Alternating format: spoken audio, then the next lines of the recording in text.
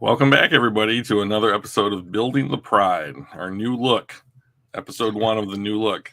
Yeah. I am your host, Drew, and I'm joined as always by my co-host, Mike. Mike, how are you? Just as handsome as ever, Drew, especially donning the Hutch jersey. Looks good on you. Yeah, it looks better on him, especially when he's flying at quarterbacks like he was. Yeah, when you're a 26-year-old dude that is in that type of shape, just about anything looks good on you. I mean, it's ridiculous. Right. Yeah. What's up, Hatters? Yeah. Hey, buddy. So this is week 1 of the new show. Just so we can tell everybody, we settled on Friday as a test run for Mike's schedule and my schedule to see if this will be potentially a new regular time. And we are going to try and keep the show exactly to 1 hour because of Mike's work schedule. So we are going to probably do less of the fun other non-Lions chatty stuff and jump right into the Lions. Yeah, plus we don't really care about those other teams that much, right? So nope. But yeah, hopefully my schedule is pretty dynamic and changes on a daily basis. So this week, Friday was the best day, and it's probably going to be the best day, or at least the most consistently best day. So hopefully we can be consistent. Yeah, that is the goal. So going into Monday Night Football, it was pretty great having all of Sunday available to do whatever the hell I wanted, right? And worry about Lions football not on Sunday. So that was pretty cool. But going into Monday, we talked about they got to prove it to us, right? Like they beat the crap out of it. It was like 45-10 2 years ago, and every time we play Buffalo, we've lost the last several years, and really good teams with dynamic, mobile, not just mobile, but running quarterbacks have been just very difficult for us to beat. We just haven't. We haven't beat those, right? I wouldn't put Justin Fields in the category because, yes, he is mobile. I just don't think he's at the level of the other two guys, right? So, sure. Going into the game, you're like, prove it to us. Like I had us losing. I think it was 27-24. I wasn't sure. But that was we decided that we had enough of running quarterbacks beating us, right? Yep. And I asked you, like, hey, did you get a chance to watch the game? Because I know you were working when the game was on. And what was your response to it? What were your initial thoughts? So I was following the game at work, and so was everybody that I work with. So whenever anything good happened, and there were plenty of good things that happened, a cheer would go up throughout the department. So that was kind of fun. But it reminded me of college when we would watch like Red Wings games and that kind of thing. So that was fun, but I had us losing this game as well. But I had us winning the Green Bay game. So technically, this win puts me back on my 15 record possibility potential. What I thought of the game was, even when I was following it, and you were just getting I'm just getting the play-by-play on ESPN's Gamecast, I was like, the Lions would make a play, and then the Ravens would make a play, and then the Lions would make another play, and it was this like punch, counter punch, back and forth, and I'm like, okay. And then there was a moment, I think it was 14-14, and the Ravens broke serve. And I was like, oh no, this might be this seems familiar, right? This seems like the kind of thing that like the good teams do, and where they kind of take control or like they flip the script. And the Lions came right back and got like a 3-and-out, and I was like, oh, okay, we're back on schedule. And after the game was over and I stopped and I had a minute to come down off the high of like the win. I thought that was probably the most complete game that I think I've ever seen the Lions play in the Dan Campbell era. And I'm only saying that because I don't remember them playing complete games prior to the Dan Campbell era. So to me, this is a signature win. This is a signature win for this team. You went on the road against another team that has been good for years, a team that has beaten you badly 2 years ago, and you went into their building, right? It was in Baltimore, right? Yeah, it was on the road. That's one of the reasons why our road schedule is a real bummer this year, right? So on the road on Monday Night Football, having been absolutely crushed in outside. Yep. Right, so, which is Goff hasn't played as well outside compared to inside, so that's also a big deal, right? Yes, and that is a statistical fact. That is not to be argued with. He just doesn't play as well outside as he does inside. But it was a complete game with and there's nothing anyone can point to that's like, oh, it was because of this call or this player wasn't playing, even though Justin Madubuike, their defensive tackle, their star defensive tackle, had a neck injury and couldn't play. Okay, that's not Lamar Jackson, but I just don't think there's anything anyone can point to say the Lions should have lost and here's why. Point to the fact. And Hatters is in here saying no turnovers and very few penalties, and I'm like, they played clean.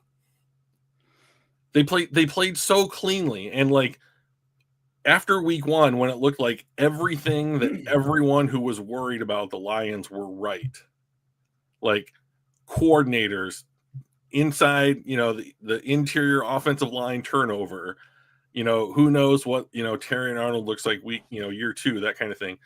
All of that looks in week 3 on the road to be the exact opposite of what we saw in week 1. And it was just the best game that I've seen them play. And it was the best game that I've seen them play from everybody. Everybody on the team played great. Nobody was boy, it's this is who you're picking on because they're the weak link on what's going on right now, and it's allowing the other team to stay in the game. It was, Jared Goff looked excellent, in my opinion, in this game.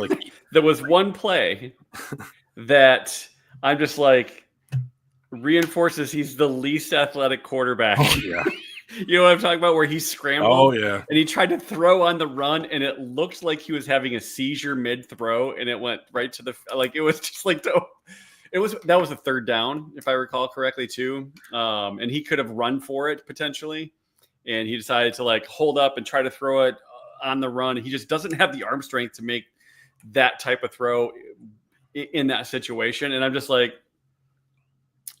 hey, but if that's the worst thing that happened, which for the most part was he played really, really well. I'll take it. But that was just one of those things that kind of reinforced this dude is not Josh Allen. He's not Patrick Mahomes. He's not Lamar Jackson in that way. Right.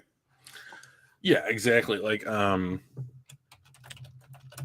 At one point in the game, though, he did scramble and got 5 yards. And I'm Jared, my boy, what?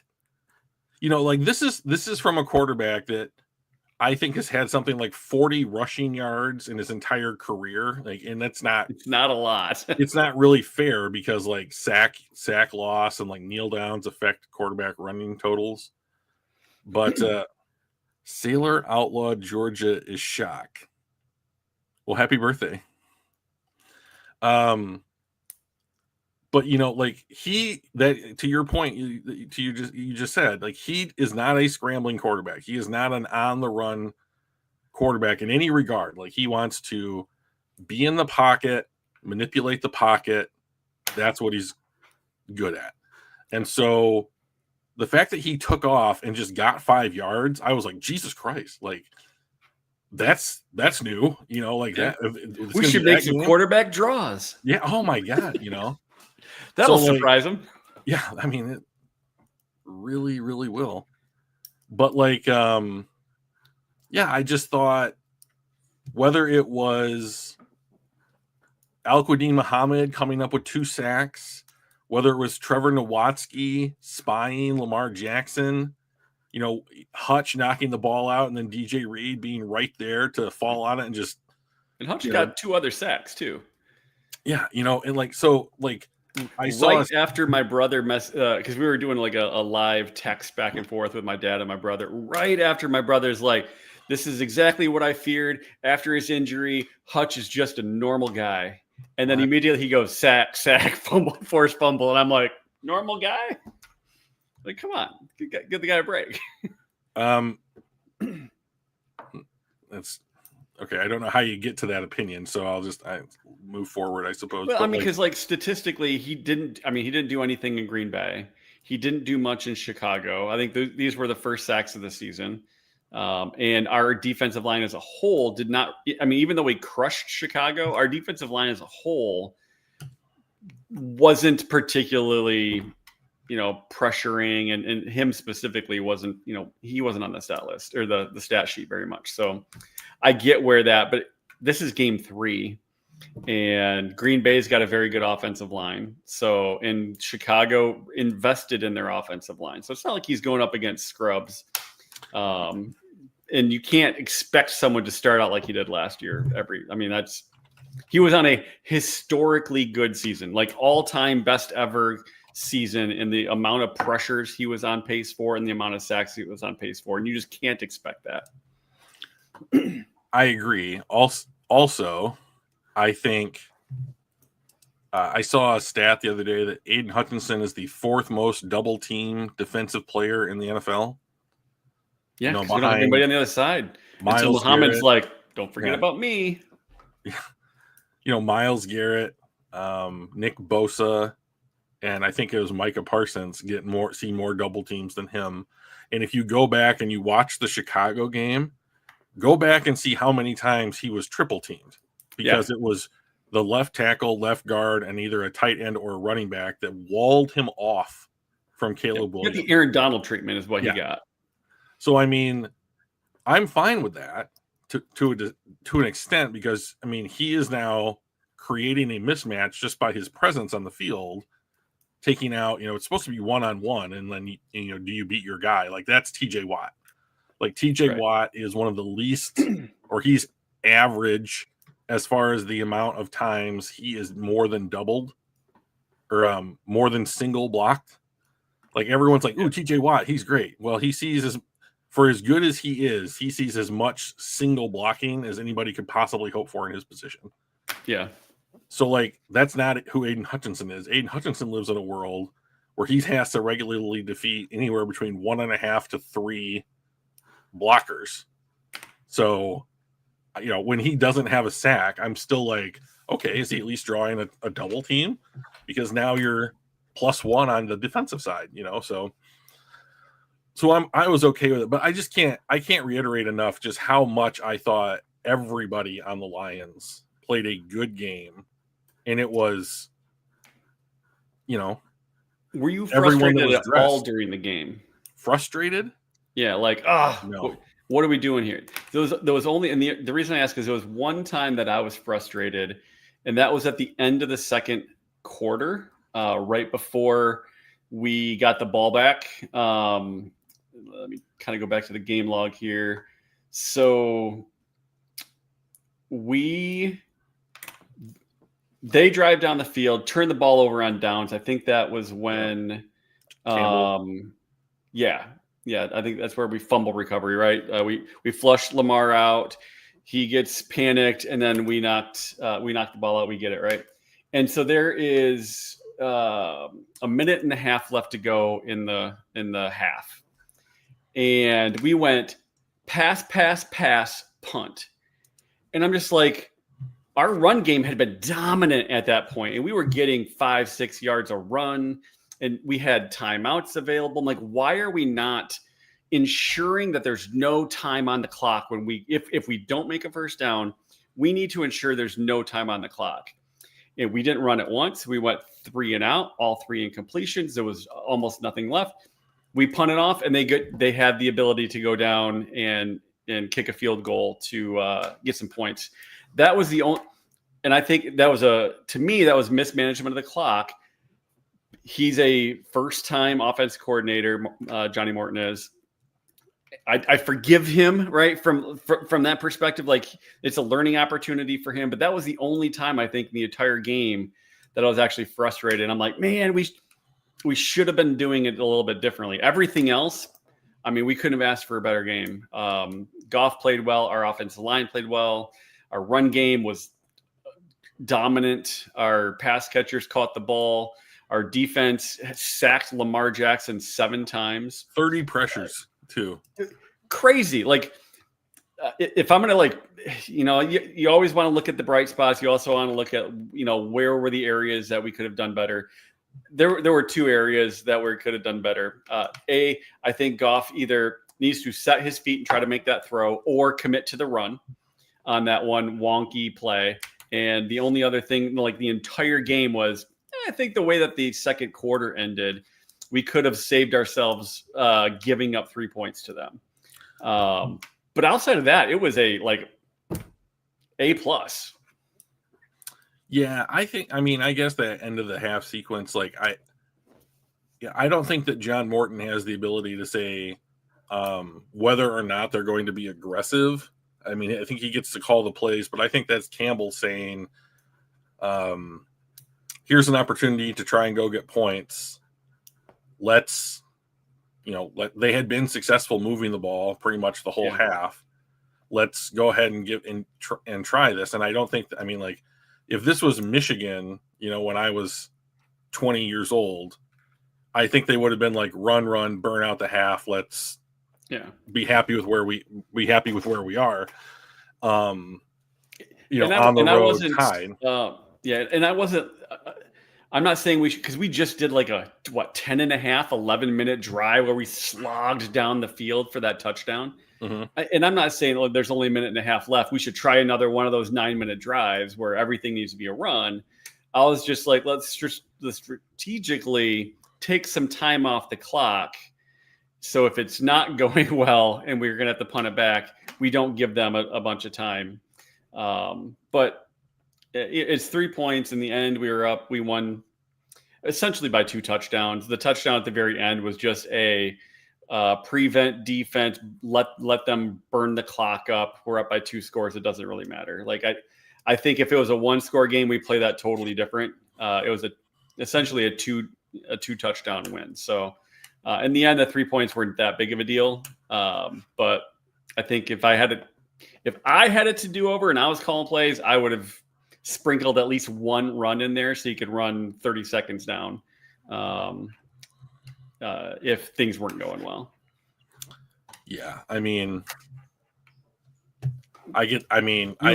dog wants in. I'll be right back. Sure. So to completely obliterate what Mike was saying, near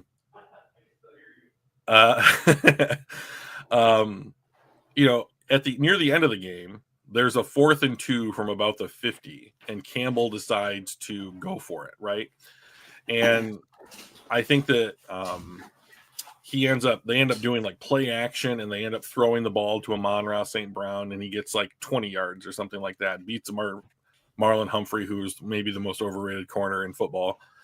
And not only did the play work on the merits of like the play working and Goff throwing an absolute dime to St. Brown, but even if the ball had been thrown terribly, like it was defensive holding on Humphrey, and they were going to get a first down from that, and so like that kind of aggression in that spot, like he did this last year against 1 or 2 teams. I think it was the Packers, where they were up and it was a close game, and he calls going for it on 4th and 2 or 4th and short, in plus territory, where they can basically say like, if we convert right here, we win the game, as opposed to, that kind of thing. So like, I think that, right. Yeah, we can end it. So like, I think that was Campbell saying at the end of the first half, I think that was Campbell saying, we're not going to win this game by like what I would consider to be something like resource management. We're going to win this game by giving ourselves this kind of live by the sword, die by the sword mentality. And maybe that was the wrong choice. I mean, it didn't work obviously at the end of the half, but like, I think that's Dan Campbell. I think that's Dan Campbell saying like, let's go and try and get some points. And like at the end of the half, like Jake Bates missed like a 67-yard attempt for a field goal or something. And I was like, I'm not going to put that on Bates. Like 67 yards is a really long, that's an NFL record, I believe, field goal attempt. Yeah, it would have been. Yeah. So like, I would have, I just want to see them do everything right every single time. But when we're in that situation, I'm just kind of like, oh, okay, this is fine. I'm not unhappy with the way that this played out. So I wasn't frustrated with anything in particular because I thought that largely this was the best played game top to bottom that I've seen the roster play. And I was just really happy with the way that the Lions' entire game plan seemed to work. Oh, that's interesting. Yeah, so this is our fourth straight. So I've got a couple of screenshots that I think might be fun and interesting. Number one, our franchise record, fourth straight win on Monday Night Football. Primetime games, they don't put scrubs up against good teams, right? It's usually a good team versus a good team. So those games tend to be really competitive and difficult to win. So fourth straight win on Monday Night Football. So congratulations to Dan Campbell and the Detroit Lions for that. These are the grades for our guys. Decker is 16th amongst tackles. On the other side, Penei Sewell first amongst tackles. Mahogany is at 33rd, which, I mean, hey, that's not bad for a rookie in his third start, right? Ratledge is fifth among guards. You talked early on, one of your bold bets was that they were going to be above, I don't know if it was specifically above 80, but you had like, they're going to be real good. And Ratledge is fifth among guards is real good for a rookie in his third game. In Glasgow, I think he is who he is. This is not a surprise that he's going to be. Yeah, if you told me that Graham Glasgow was the worst starting center in the NFL, but like graded out at like 32 or 33, I'd be like, yeah, okay, he's doing his job. Yeah, like he is what we expect him to be, right?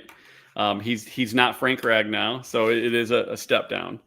And obviously 52.4 is pretty low. So, right. But again, it's only 3 games, and this might have been just for the one game. No, I think this is overall because it's definitely overall because there's no way that Ratledge graded out 5th. So this was our game. Yeah. Penei we should talk about 98.7. Look at his run blocking grade. That I know, near perfect, and we'll go into the first ever perfect score in PFF history. It was not by a Lion, but. We'll focus on the Lions first. Sewell at 98.7 for overall grade is real good. So that was exciting. Ratledge at 91. Not a surprise to see Montgomery out there. I thought Gibbs played well, but Montgomery was a beast. He played really, really well. He was kind of the engine. The run game was the engine of our team, like it usually is. But like he really got it going. He's the starter fluid, and then Gibbs is the nitrous, right? St. Brown played well, as he always does. Deckard had a really good game. Laporta, he played well. He kind of put himself back on the map a little bit after being a little under the radar the last couple games. Goff played well. 71's not bad. I expected this to be a little bit higher, to be honest. I thought he played really well. They knocked him for the running. Well, I mean, in fairness, did you see that? I mean, like, I thought they should have given him a 90 just for the 5-yard scramble alone, but like, they didn't feel the same way. I mean, but even his strictly pass grade was a 72. I would have put that closer to an 80. I thought that was one of his better games against a good defense with a good secondary. So Mahogany was up there. So like I thought we did really well. And having somebody in the 90s, that high in the 90s was pretty stellar. On defense, hang on. I want to talk about it. Go back. Oh, okay, yeah. Okay, so that run blocking grade is the highest run blocking grade that PFF has given out in their 20-year history. No one has scored a higher run blocking game in a single game than Penei Sewell did against the Ravens. I've watched 2 videos from people with all 22 footage that are highlighting like what he had 15 positively graded run blocking plays. Like elite status is like 11 in a game. So like he's the Lions. I can't express enough how much I thought this game would be more even, but the Lions offensive and defensive lines absolutely owned the Ravens lines. And to just pivot off that, good job Tate Ratledge. Like I'm happy that he scored this high. Not only does it help my bold bet, but like it's nice to see him starting to acclimate, because he had like a couple of grades like in the 50s or 60s, and then like now he was like, oh, okay, boom. So I don't know if this is a good team too. Like right, he's not doing this against the Saints. Exactly. I would love to play the Saints this year, but like twice. So I want to talk just for a second. Can they be in our division this year? Yeah. I'd like to talk for just a second about Gibbs and Montgomery. First of all, I'll just reiterate, I like both players. Please, I mean, like I'm not trying to denigrate one over the other here, but like I saw a stat, I couldn't find it again for the show, but it was about consistency, and I don't know how they were basically saying like you were getting consistent runs if it was like 3+ yards or above like the average rush yard per attempt in the NFL this year or what it was. But the idea here is that both of these running backs are explosive. Gibbs is more explosive than Montgomery. No one's going to argue the opposite. And he does it with more frequency. But Montgomery can be explosive. We saw that even though he got chased out on that 70+ yarder. And then I believe he had a 30-yard run for a touchdown as well. Right at the end, right? Yeah. That was the 4th and 2 to, put the nail in the coffin. He's just like, I'm taking it to the house. Yep. Got to the edge, turned the edge, and like inside, I don't know, of 50 or 60 yards. Like a couple of years ago, he had like a 75-yard run against the Chargers where JMO got way out in front and threw a pretty cool block. But like he has the ability to rip off huge runs. He just is the kind of guy that is going to run between the tackles and not have the ability to get to the second level the way that Gibbs does. And they don't call those same kind of plays for Montgomery that they do for Gibbs to get him to the second level as much. And Gibbs had plenty of runs in this game that were like in between the tackles, 8, 9, 10 yards, whatever. But like David Montgomery is the more consistent of these two runners. And even though this was his best game as a pro, so let's kind of put that, like this is way out there on the sample size, but like this is the kind of thing that I think Montgomery, like I think that the snap counts need to be more, it doesn't need to be 2/3 Gibbs, 1/3 Montgomery. It should be closer to 50-50. Like David Montgomery is just so important for like the down and distance and like the consistent flow of this offense. And I don't know. I mean, like I thought they would play two running back looks and then like flex Gibbs out as a wide receiver slot player like they do with Christian McCaffrey. But that doesn't, through 3 games at least, it doesn't seem like that's what they're going to do. But I think based on like these kinds of performances, like both of these guys played well. I mean, I just think you need to give Montgomery more snap counts just so that like the beating heart of the offense does what it's supposed to do. All right, go to the defense. Yeah, and just as a quick aside on the explosiveness, Jahmyr Gibbs has the second fastest speed on a rush this year. He went 22.34 miles an hour It was against Chicago. It was last week against Chicago, or the previous week against Chicago. Only Jonathan Taylor has a faster run at 22.38. So 0.04 is what Gibbs was behind the fastest time of the year so far. So he is a fast dude. All right, defense. Hutch 91.8 grade. Run defense of 93.1. Zach Cunningham only got in for a couple plays, but he made them count. Reed finally popped up. Like, he kind of struggled a little bit the first couple games, and we're like, is our secondary going to be much better than last year? He jumped up. Campbell played really well. He tackled really well. His pass rush, a couple pass rush snaps. Muhammad played well. Like, overall, I thought we were really good. I was really surprised to see Branch down here, though. We didn't see his name called much. No, and also the penalty that was called on him was total bullshit. I totally agree. Yeah. Yeah. So, Aiden being up there is not a surprise. What was a surprise to me is that it was his run defense as opposed to his pass rush. He forced a fumble, generated a bunch of pressures. This is kind of what we, expect from him, minus the turnover. A turnover a game would be amazing. But hey, Joe, what's up, man? There was a lot of bitches. Bullshit, probably. What's he saying? BS calls. Oh, sure. Well, or non-calls. Like, my brother was complaining the whole game about like them holding Hutch and holding up so much, and I'm like, I usually try not to complain about the refereeing. I'm not successful always. Sometimes I do, but I try to not, because it for the most part evens out. But I didn't think there was.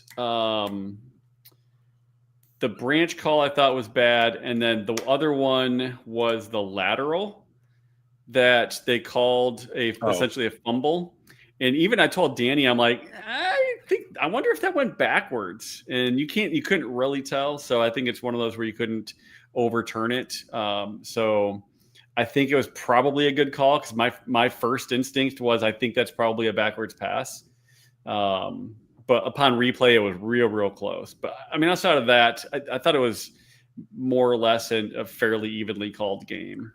Yeah, for these two teams on this setting, Monday Night Football, I'm not surprised that the refs kind of put the flags in their pockets or whatever.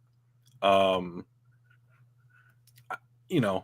like, I'm still waiting for the perfectly where both teams feel like the officials got every call right. I'm still waiting for that game in the NFL, right? So like, it's just the nature of sports, competitive sports, where anybody's happy with, the referee's got it right. But like, I just didn't think that the refs. You see it with blinders on, right? You see it with your team colored glasses. So it's biased. Right.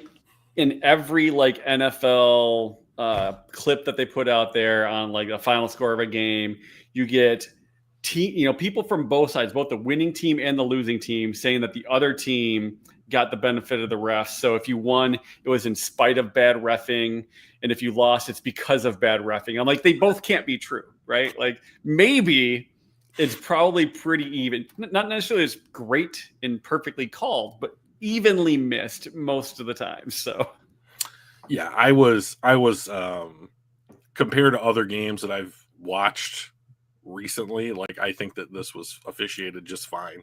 There's always going to be something that you're like, that's not this, or that was holding on them, or whatever, and you just have to, it's just a part of the game, as much as like weather or crowd noise, or what, any of these other kind of external factors, as far as I am concerned. So you just got to play through it. Like, and the Lions won. Like, the Lions played great. And so, like, the Lions played great, and they won. And they won in spite of not a perfectly officiated game, through the bias of, like, Lions fandom. But right. You have to do, like, this is just another reason why I think that this was the best game that I've seen them play in this under this Dan Campbell, is that, like, you have to be able to take a hit like from the other team or from the officiating crew or from whatever and overcome it. And they did that.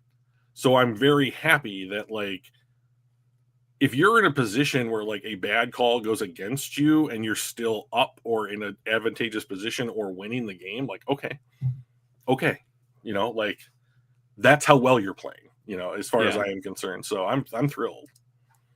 Were there any other surprises on either just for this week or even through the first 3 games based on the play of some of either the scores or the play that you've seen?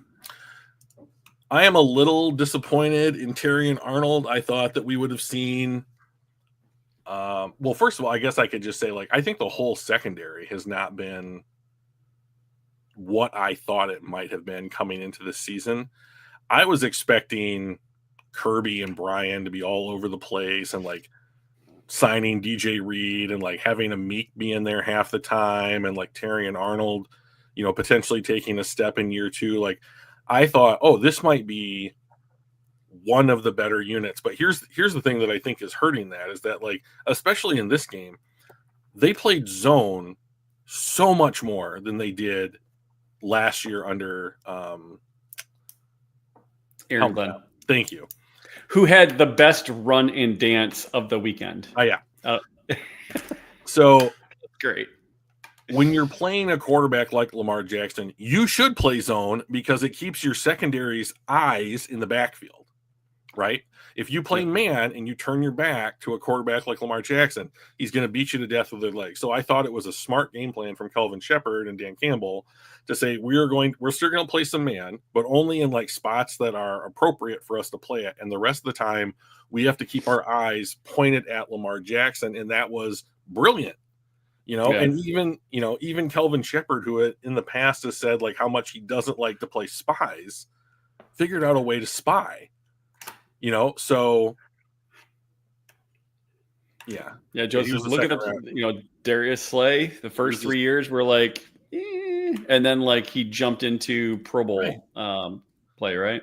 So I mean, like if you think about it, Terrion has missed some games. I don't think he played all 17 last year. So like, he is something, let's just say 15 games into his pro career, maybe 16, 17 games into his pro career. And like, okay, you've got basically one full off season in the league under your belt. You have the benefit of not playing well, especially the first 4 or 5 games of last season. That does not mean that he is not a good player yet. I mean, he is a first contract player. You can't even judge him really, I don't think, until the end of year 3. So we have a ways to go. But I did think that we would see a more immediate return. And as far as I am concerned, Alex Anzalone hasn't been good this year as well. I know there was like the brief holdout kind of situation where he settled for like a hot dog in addition to what he was being paid this year. And like I do not believe that he will be on the team next season, Alex Anzalone. And like that's fine. A 62 is fine. It means you played a solid game, but like I don't know. I just haven't seen, like, I am not surprised that like Khalil Dorsey, Brian Branch, Terrion Arnold, Amik Robertson are all at the bottom of our defensive grades this week, because I just don't think the secondary has taken a step forward. And like, you could argue a step back, because Brian Branch has made plays. Kirby Joseph has made some plays this season, but I don't know if it's anywhere near the frequency of what we're used to seeing. And I want Brian Branch up around the line of scrimmage. I don't want him. I mean, he does a really good job defending passes and that kind of stuff. But man, if they decided to draft some kind of like strong safety in like round 2 next year, I don't think that I would complain at all, because if that, to me, that would say, okay, we're going to put Brian up around the line of scrimmage, like go blow shit up. You know? Like I would love that. Like, let's get more aggressive. So, So I guess if I had to pick something, that would be the thing that I was like, I thought this would be the strength of the team more so than the defensive line. So, and that just hasn't happened so far this season. Yeah. I had Branch and Arnold as my 2 kind of disappointments as well, from a I expect more from Branch. He's been around. He's on his second contract. He was, in my opinion, the best safety in the NFL last year. He's not on a second contract yet.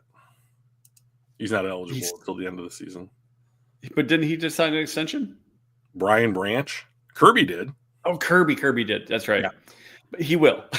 He's our guy, right? I was thinking they both got re-signed, but you're good call. But like he is, I still think he's probably, if not the best safety, one of the top 3, and he's just not playing like it right now. Right. And I don't know if that is getting used to a new defensive backs coach. I know Shep was our linebackers coach, so I don't know if our DB coach changed at all, or if it's just slightly different from what AG was doing last year as the defensive coordinator, or maybe it's just the schemes that our opponents have been throwing against us has downsized or, shrunk the impact of what his skill set is. But I've been a little bit disappointed there. And Arnold has not looked particularly good either. But, as Joseph mentioned, man, like Darius Slay was not an all-pro until after his third year. I think it was either his third year or his fourth year was when he kind of jumped in and became a Pro Bowler. So I do believe they say that the cornerback is the hardest position on the defense to transition from college to the pros because there's just so much more to learn. Well, when we had Eric Eager on way back when, he is now in charge of analytics for the Carolina Panthers, who fucking wrecked the Falcons, I might add, and wrecked them this. By the way, is why it's raw metrics without context and analysis don't mean anything. Right. Because when you look at this and you're like, oh, one of these teams won 30-0. Who are you going to think it is? Right. Yeah. Carolina beat them 30-0. And I watched this game and at no point did I think that the Falcons were a competitive team in that game against the Panthers. The Panthers just beat them. And it was, if anybody watched that game and been like, oh no, I think that the Falcons have a real chance here. At what point are you talking about? It was ridiculous. Kickoff. Yeah, the opening kickoff tied right when the clock started moving. I mean, Jesus Christ. So, yeah. I mean, when I saw the score, I was like, oh shit, I'm gonna have to watch this, and and I did, and I was like, man, Carolina just looks like a solid B level football team, and can I say something about Michael Penix just real quick, please? Yeah. I watched this kid play. I watch Big Ten football. I watched this kid play at Indiana, and I watched him play at Washington because, they came into the Big Ten. I think that was in the first year that Washington was in the Big Ten, or maybe it was the last year of the Pac-12. But, I watched him play in the national title game. I don't understand why he has an enormous arm. He has maybe a top 5 arm if you just have to throw the ball down the field. He has real power in his left arm, and that's the best thing that I can say about him. He has had multiple knee injuries, he's had multiple shoulder injuries, serious ones. He's a 5-year starter in college, so he's coming into the NFL late. And if you watch him play in this game, you would be like, the Falcons took him at what now? He after giving Kirk Cousins $100 million. Oh man! And did you see what Raheem Morris said about Kirk? So after this game, a reporter asked him "Hey, is it possible you go back to Kirk?" And Raheem Morris had a quote that was approximately something to the effect of, "Kirk lost his job. We're going to roll with Raheem, or we're going to roll with Penix for the rest of the season.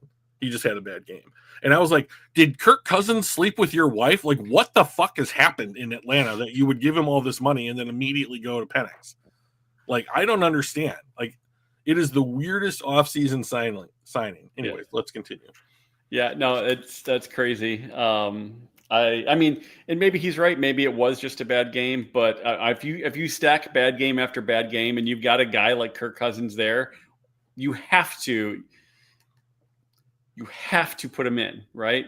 If Penix has another game back to back like this and starts the third, that third game, potentially third game in a row with a a poor first quarter, like a really bad first quarter, you have to pull them at some point, or you're just doing your fans and your team a disservice.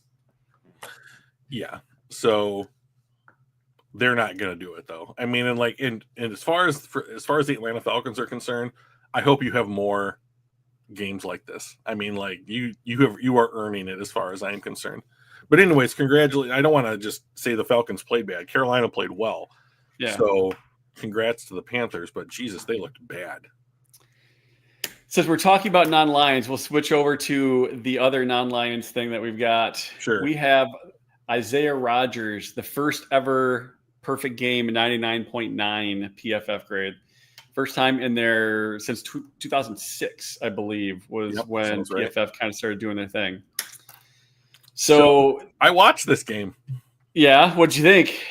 I was like, that was a good signing by Minnesota because he used to be a Colt, and he was. I think it was injuries that got him cut. Like he just hasn't been healthy very much. But like, and if you asked anybody like, hey, some cornerback in the NFL is going to have the best game in the history of cornerbacks, who do you think it's going to be? How many guesses do you think you're going to have? History of regardless, This is the first perfect game of any position, offense or defense. You know, so like, how many guesses would it have taken you to get to Isaiah Rodgers? But like, I believe that he did this all in the first half. This is what he did in the first half. His first half had he forced 3 turnovers, 2 of which he returned for a touchdown. He had a pick 6 and a fumble 6 and forced another turnover. That's just in the first half. In the second half, he punched the ball out of Noah Fant's grasp. Oh yeah, that was still there. Where is it? The 2 forced fumbles, a pass breakup, an interception, and 2 touchdowns in the first half. The second half, he gave up 1 catch for 2 yards on 3 targets into his coverage. So he had a 99.3 PFF grade on 26 coverage snaps. Also breaks the single game record for PFF. It is the best mark with at least 15 coverage snaps, easily topping the Bengals cornerback Dre Kirkpatrick's 97.9 grade in 2014. And he only had 19 coverage snaps. No other player has logged even a 94 PFF grade in a game through 3 weeks of the 2025 season.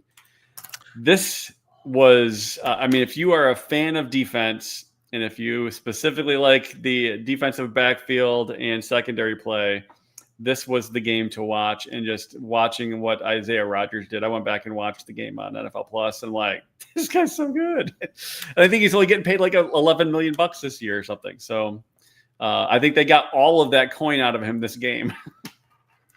Yeah, I mean, okay, so let's it's the Bengals, and it's the Bengals without Burrow. So like there's one thing, right? So sure. Now, I mean, Browning threw 3 picks the week before. So and he is going to, he's going to do what I think is in his best interest, and the best interest of the Bengals is he is forcing the ball to Jamar Chase and T. Higgins. Yeah. So, no, Burrow does that too, so like, but Burrow's just a better quarterback than Jake Browning, clearly, but like he threw a pick 6, and so, okay, I could forgive that. And then, unfortunately, then when Rodgers punched the ball out and then picked it up and ran it in for a touchdown, it was like, okay, he beat Cincinnati all by himself. Like Cincinnati looks so fucking terrible without Joe Burrow. Like it's like the whole team just gave up and went I don't even know why we're doing this. So if there's ever an argument for being MVP, it's this. Like, look at the drop off. Look at the drop off in the Bengals. They are a quote unquote playoff team, right? Like they were close last year. They lost on tiebreakers last year. They've been in the playoffs multiple times with Joe Burrow in the Joe Burrow era and what have you. But like, look at the fall off from when he's not in the game. Like, obviously this is the most important player that any team can lose is their starting quarterback, unless you're the Browns. And then, or maybe the Saints. True. But the drop, they looked so bad. Like, it wasn't like, oh, but they ran the ball well, or oh, they play good defense. Nope, they just looked bad the whole time. So look at that. Their top graded player was 70. Like, it's just awful. 26.6. I will say, I don't know if I've ever seen a PFF grade that low. I mean, I've seen them in the 40s and maybe even dip in the real high 30s. But go to the Miami game, Mike. Find the Miami game. I don't remember who they for this played. past week. Yeah. Click on that. Now click on offense. Now go to the bottom. 2 of them. Yeah, another one. Look at 7 idea. Look at he has a 0. Look in the middle in the red in the middle of the stats. He has a 0. That is his pass blocking grade. He has a 0 pass blocking grade. And he had 40 snaps. He had 40 pass blocking snaps. Yeah. And here's the real kick in the tank. That's the second week in a row that he's had a 0. They traded up to get this kid. He's a rookie. He's out of Arizona. I thought he was good. Everyone thought that he was good. Wow. And it was like, I think he's like a 3rd round pick or something like that, but okay. Like, he's an offensive lineman. They don't all go in the first, but like, he is playing the worst football of anybody in the NFL right now. I mean, he is effectively a ghost when it comes to pass blocking. So it's truly, I want to talk a little bit about Cleveland before we wrap up the show. Let's do it. Oh, okay. Yeah. So we have Cleveland at home Sunday, I believe. And on paper, I think that this would be something like, oh shit, the Lions are going to crush the Browns. I think this is going to be real close. Their defense is playing really well. Their defense is on a near, like, through 3 games. So let's, pump the brakes as far as that is concerned. But their defense is near historic, and like the numbers they're putting up currently, like, they are so good against the run that, like, by something like average yards, like per rush attempt or something, like they are averaging something like 2.3 yards per attempt given up per rush, which is a yard better than the next best run defense. I mean, it is shocking how good they played. And it's not like they haven't played just all terrible teams. I believe they have played, I know they've played the Packers. Yeah. What, did they beat the Packers? They must have lost the Packers. Well, the Packers are really good. So, I mean, like, obviously they crushed the Browns. Everybody was a Browns fan for this weekend anyway, right? Oh, man. Whatever they're paying the Packers. But their defense is keeping them game. The problem is that, like, I think that if the Lions score 2 touchdowns in this game, I don't think that Cleveland can win. So, but I do think this will be a low scoring. Oh, and like, Cleveland has lost one of their starting tackles in DeJuan Jones. So I think that Hutch is going to tee off on whoever's the quarterback back there.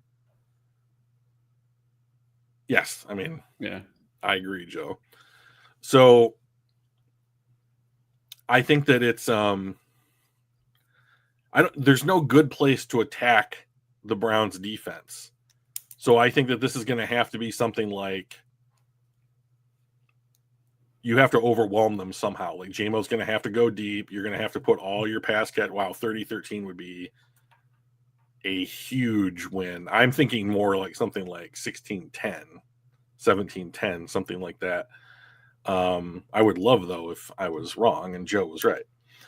But I think it'll probably be in between. I think it's quite that close, but not quite that big of a blowout. So my issue is, how do you block Garrett?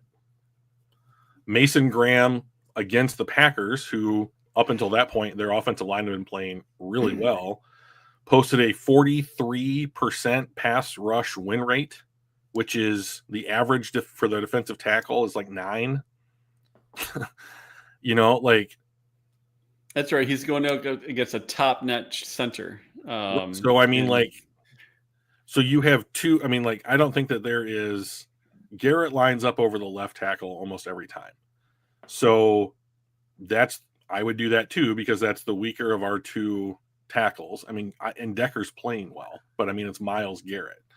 And then if you're going to put Mason Graham across from Mahogany or Glasgow, like, that's one half of your line. Like, what do you do? Like, you effectively have to double team both players. So so you're going to run what, 2 tight end sets? So you bring in Brock Wright, which I think is just an awful thing to do anyways, because like Myles Garrett's going to be like, oh, you're going to bring in your backup tight end to help chip me? That's hilarious. You know, like, he is as good a defensive player as we have in the NFL. You know, like, to me, I think the Lions are going to have to run behind Penei Sewell, which they should do anyways.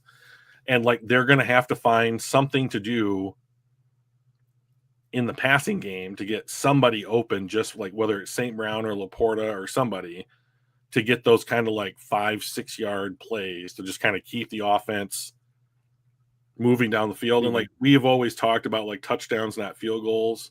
But I mean, if the Lions just kicked a field goal every time they had a ball, they probably win the game. So, you know, is this going to be a David Montgomery game then, where you need the power and consistency that he brings over the flash and dash that Gibbs brings? Or are you thinking, because the center of their defense is so good, you actually need more speed to get around the end, and we're going to see more outside runs, which is more of a Gibbs thing because he's just quicker? Well, so that's a really great question. What I would say is, I would not have. So first of all, you got to remember, like, and I do this to Gibbs all the time, so I'm going to do it to Montgomery. Like, Dave Montgomery, half his yards last week came on one run. You know, like, if you take away his 2 explosive plays, he rushed for 50 yards, 50 to 60 yards. So I mean, like, that's not great. You know, so like, I would, if it on how many rushes though? Was that 50 yards on 10 rushes? Because still good, right? I don't remember how many. I've got the game. I've got the game up right here. I can look it up. But like, I think, to answer your question directly, that he had 12 carries for 100. So if you take away, he was a 72 and 30, so that's 100. So he averaged 5 yards a rush without the 2 explosives, but like, still real good. Yeah, still real good. So like, if you said to me, like, Drew, you're going to have any rusher on the field go for 5 yards a carry, 10 plus rushes, I'd be like, okay, let's get him in there. You know, like, I do think that this, to me, speaks more to Gibbs than it does to Montgomery, because like, I think what's going to need to happen in this game is you're going to need to make a dude miss a tackle. Yeah. And like, when you're a good defense like Cleveland has, like, you make tackles. So if you can break one, you know, that's the difference between a first down and just a good play. You know, so like, I would, if Jahmyr Gibbs got 2/3 of the snaps, I don't think I'm going to complain about it this week, you know? Right. Now I will say that, like, I still believe that David Montgomery, regardless of opponent, is the more important guy to like feed to put the Lions in a down and distance. But like, against this team in particular, you know, that 5 yards per carry might be 2.5 yards a carry, and like, that's not going to get it done. Like Green Bay. I think this is going to be you got to throw to win. In my opinion. So like, you know what I'm going to do? I'm going to say Isaac Tesla is the MVP of this game. I'm going to say that his size, speed, hands, and the fact that he's going to be on their third DB is going to be the matchup that they're going to want. And we're going to see Isaac Tesla breakout game in Cleveland. Why not? I would love that. I think I'm going to go with Montgomery. I think he's the guy. I think if we're going to pass well, we need to run well. You know, look in Green Bay. Our run game was terrible in Green Bay, and I think part of that part of the reason our passing was poor was because our offensive line was poor. I think part of the reason our offensive line was poor is because we weren't just trying to bully them with the run. And we bullied Chicago with the run. We bullied Baltimore with the run. So I think if we're going to do this against a defense like that they've got, we have to get our offensive line's mindset in. I'm pushing you guys around, and you don't do that by stepping back in pass protection. I think we have to do a good job of running the ball.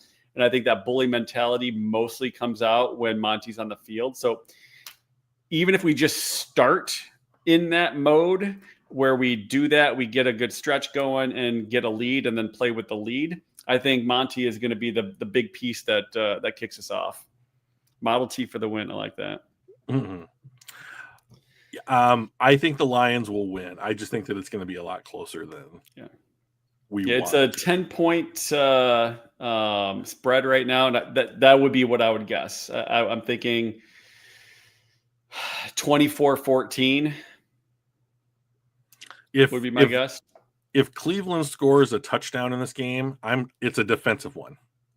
Or special teams. I don't think or that a broken play. I can see we have those kinds of things where it's a broken play and someone gets behind our defense, or we miss a tackle and then they run for the 70 yards that are left. It'll be something like that. Yeah, I'll grant you that. But like the ability of like Joe Flacco or whoever's the quarterback for this team to like quote unquote lead the team down the field to score a touchdown, I think is non-existent. In this game. So like I wouldn't be surprised, to be honest, if like Cleveland had a fire sale before the trade deadline and just be like they already have a first round pick from Jacksonville heading into this draft, and like I wouldn't be surprised if like we want to pick up a couple more selections. We want to be drafting 10 or 12 times in this draft as opposed to like 7. So I'm a signature win for the Lions on Monday Night Football.